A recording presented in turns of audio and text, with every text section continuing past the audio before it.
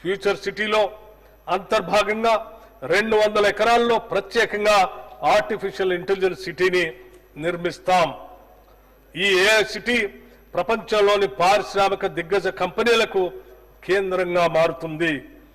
Google company ఇక్కడ artificial intelligence ఆధారిత accelerator సెంటర్ను నెలకొల్పేందుకు సిద్ధంగా ఉంది.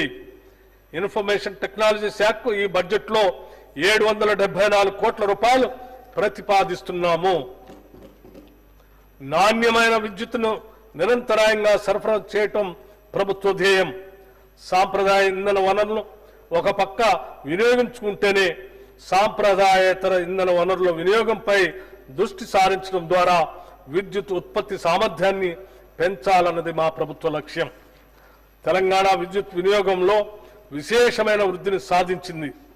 అంతేకాకుండా మన ట్రాస్కో తక్కువ సరఫరా నష్టాలతో దేశంలోని అగ్రగామి విద్యుత్ సంస్థల్లో ఒకటిగా నిలిచింది. ఈ సంవత్సరం తెలంగాణ గరిష్ట విద్యుత్ డిమాండ్ 16,918 మెగావాట్లకు చేరుకున్నా మనం ప్రజలకు నిరంతర విద్యుత్ సరఫరా అందించగలిగాము.